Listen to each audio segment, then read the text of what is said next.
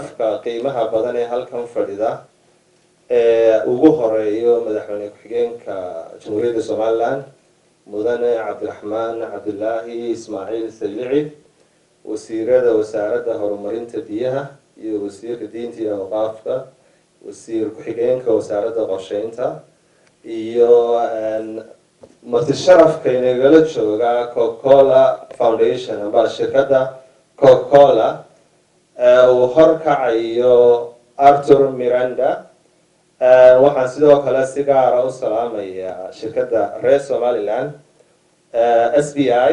uu halkan joogo agaasimaheedii guud amba CEO-geedii Axmed Cusmaan Geyle iyo sidoo kale Mustafa Cusmaan Geyle waxaan aad iyo aad si gaar ah ugu salaamayaa qof aan idhaahdo Somaliland bay keligeed miisaan tahay oo ah Marwo Adna Aadan ilaahay cimriga iyo caafimaadkaba ha u dheereeya odayaasha iyo madaxda kale ee nagala jooga hay'adaha kala duwan ee ka shaqeeya bahda biyaha iyo qolada wakaaladda iyo odayaasha ka kala yimiday degmooyinka magaalada iyo ganacsatadaba mashruucani wuxuu ka mid yahay mid ka mid ah mashaariicda ugu muhiimsan u socda caasimadda Somaliland Hargeysa mashaariicda loogu talagalay biyaha in lagu fidiyo oo runtii at the end of the day amba isku noqonaya hal mashruuc laakiin kala la wajiyo mashaariicda kan waa tusaalaha koobaad ka jarmalku inoo soo wadaa laba kuwan hore ka soo socday geedeeble iyo agabiyay soo saarka ee maalgelisay EU ayaa isaguna mid ah runtii mashruucan oo sanadkii hore bishii afraad meelaha ahayd xilligii la bilaabay dhismihiisa amba constructionku maanta wuxuu gaadhay meel fiican yani beerka inta la dhigayo kala tusaale waa ilaa 8 kilometer 18 kilometer baa la dhigay berkadaha la dhisayay waxay ahaayeen 3 berkadood iyo taangigan aynu arkano oo dhulka ka kacsan ilaa 12 mitir oo berkadaha gebigoodu way dhammaystiran yihiin yani shaqo fiican bay ayaa meesha runtii ka dhacday amba waqtigaa waxay sameeyeen progress fiican midda kale taalay mashruucani wuxuu ku tiirsan yahay mashaariicda kale ee naga soo socota geedeeble mashruuca jarmalka ayuu ku tiirsan yahay marka waad qiyaasi kartaan mashruucan markii la bilaabayay waxaa laga hor bilaabay mashruucii jarmalka marka yani waa shay ay ku amaanan yihiin qolooyinkii mashruuca inoo maalgeliyey ee Coca-Cola Foundation yani inay qaateen khatarta ah waayo mashruuca jarmalku wuxuu ka dhisi doonaa berkado mashruuca jarmalku waa mashruuc weyn oo magaalada aad u ka fargarayn doona kontaraagiisa la saxiixi doona bisha dhamaadkeeda shaqadiisuna ay bilaabi doonto hadduu rabi nagu dhusimo bisha 12aad koodeeda marka waxyaabuhu qaban doono waxaa kamid ah system piping oo fara badan oo kan oo kale ah berkado cusub oo kuwan oo kale ah in la dhiso berkadaha la dhisayo waxa laga kala dhisi doonaa kaydkeenii hore ganad ku yaalay ama halkii Chinese ka la oran jiray halkan la yiraahdo Huda ee xaafadda Axmed Dagax Maxamuud Haybe halkan Aman Hal iyo gacan libaax ayaa laga dhisi doonaa marka tan iyo tayna naxare mashruucan dhisay waxa biyaha laga soo qaadi doonaa taal Huda looga dhis yani marka khatartay qaateen waxa mashruuci biyaha siinay isagoo bilaamin ayaa la aaminay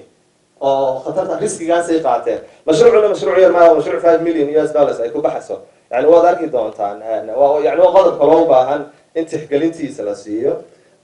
mashruucan waxa la rajaynayaa inuu keeno ilaa 22,000 oo connection oo customer biyaha loogu xidho markaynu biyaha systemka biyaha ku soo xidhno oo dad runtii tira leh oo fara badan ay ka faa'iideystaan waynu ognahay shirkadda SBI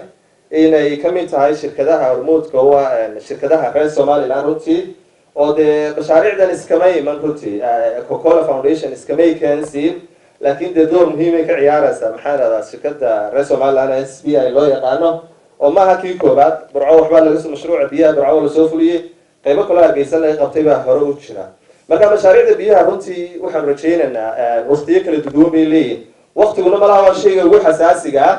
oo dadweynuhuna ay markasta ay ka dhul sugayaan mashruuca ugu dambeyn doona waa kan kontaraagiisa la bixinayno bisha soo socota bisha dhamaadkeeda hadduu rabi nagu simo oo mashruuc weyn oo runtii 3 sano socon doona marka looga baahan yahay reer Hargeysa dhammaantood dawlad shacab odayaal mas'uuliyiin kale in laga qayb qaato sidoo fuli lahaa waayo magaaladeena in laga dhex shaqeeyaa runtii waa magaalo dhagaxa wadadii guriyihii baafka isku wada haya marka xabad dhagaxa la taabto shan guri baa gariiraya oo dilaac sameynaya yani marka dulqaad fara badan iyo hawl fara badan buu naga sugaya mashruucan meeluhu berkadaha ka dhisay waxaa kamid ah halka gantaalaha siinka ayayna naxaa buurta gantaalaha waxay berkadu saaran tahay buur laakiin mushkiladda jirtaa waxa weeye buurta hoosteedii in la qodayo oo de ciiddii la iibinayo marka dhib joogtaa marka madaxweyne ku-xigeenkana halkan uu nala fadhiyaa waa hawl culus oo keeni karta barkadaas inay dunto yani dhib culusna ka iman karto. waxyaabaha labaad ee jecelahay inaan ku baraarujiyo mas-uuliyiinta halkan inala joogta ugu horeeya madaxweyne ku-xigeenku iyo odayaasha iyo ganacsatada nagala jooga degmooyin kala duwan. mashruuca asal markaan idiin sheegaya bilaami doonaa shaqadiisu insha allah bisha 12aad ilaa bisha 11aad dhammaadkeedu. barkadihii uu dhisayey badanku 4 bay ahaayeen oo 3 waynu haynaa. waxaan ka hadlayaa barkadaha markaa ma kharashkoodii kama hadlay lagu dhisay dhulkii halkii gacan libaax barkadii loogu talagalay biyaha inuu qaybiso degmada dhan dhulkeedu uu naga maqan yahay. odayaasha degmada iyo odayaasha reer Hargeysa in badan baanu kala hadalnay. hawshaasina waa hawl u baahan muddo bila in dhinac la iskaga dhigo waayo waad garanaysaa xaafadda gacan libaax oo degmada gacan libaax oo degmooyinka ugu ballaaran magaalada ayaa ku tiirsan.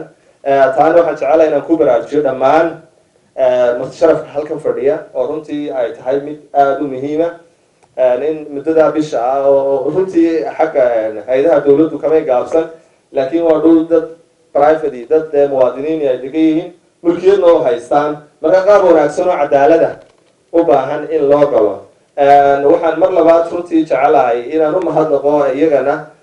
ciddii inoo fulinaysay mashruucan hay-adaha dawladda oo dhinaca shirkadaha ay nagala shaqeeyo kamid tahay shirkadeeni talyaaniga ahayd Maurizio Anistim Terry Solidali SBI iyo maxaa Coca-Cola Foundation runtii oo door muhiima ka ciyaaraya. marka waxaan jecelahay halkaa kusoo booqo